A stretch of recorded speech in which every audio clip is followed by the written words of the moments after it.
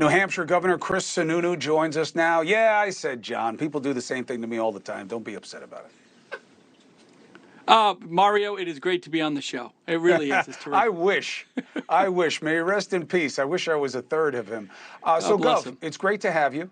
Let's dance for a second, and then I want to ask you about Nikki Haley. You've been moving around the country. My understanding is that you are doing very well, not just with the core of the conservative side of your party, but there are a lot of people giving you a look, even as you move towards the center, even as you move towards the center left. Is that what you want?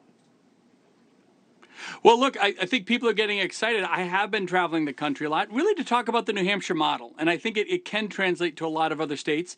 My focus really, and I've created a whole organization around it, I need to make my party bigger. I want to make the Republican Party bigger. I want to talk to the next generation of Republicans. I'm trying to get the independents who have kind of turned away from Republicans a little bit. They don't like some of the messaging maybe, and the messengers themselves. But I'm trying to remind them we got a great product, if you will, right?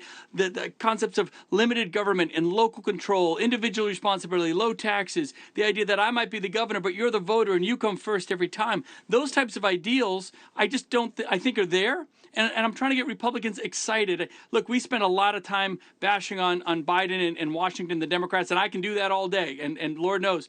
But at the end of the day, you got to be for something. You got to be positive. You got to be inspirational.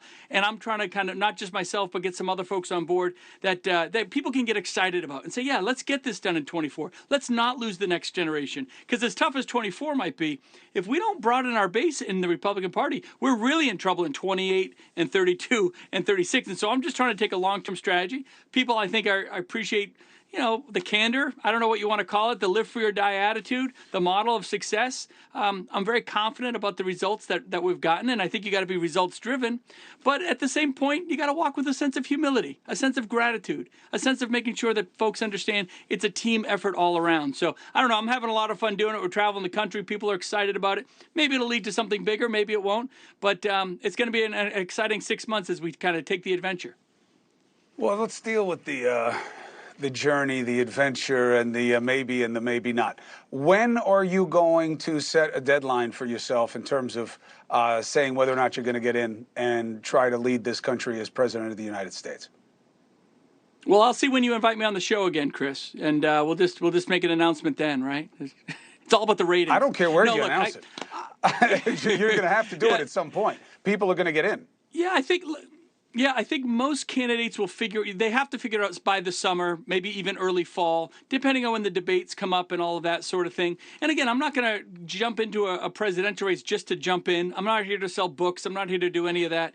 If there's a path there and I can kind of direct the conversation where I think it needs to go and hopefully touch on issues that I think all the candidates need to touch on, not just be about big headlines and political stunts and all that sort of thing, but real solutions, right? Real results-driven competency with executive leadership. I think we got to talk about that and what it means.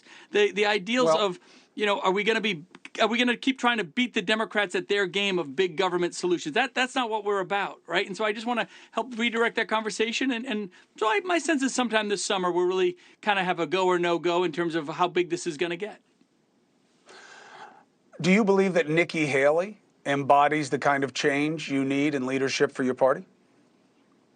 I tell you, Nikki is a friend. I think she'd make a great president. There's no two ways about it. She would be great. I love that she's in New Hampshire. I think she's actually there today. She's on the ground, earning the votes person to person. That's exactly what you got to do. You got to come to these early states and really engage. If you're just going to spend money on name ID and all that sort of thing, it ain't going to fly. So you got to get on the ground and talk to folks one-on-one. We got to buy off on you as an individual before we even get to the policy. Right? And so that's what she's doing. I think she'd be a great president. Now, will the politics get there in terms of getting a nomination? I'm not sure. She's got to go out, but she's out there early and she's trying to earn it. And I give her all the credit in the world for that. Hey, thank you for watching. Please go to newsnationnow.com, newsnationnow.com, and you can find NewsNation on your television provider. And don't forget to click the red subscribe button down below. Then you will get more of NewsNation's fact-driven coverage.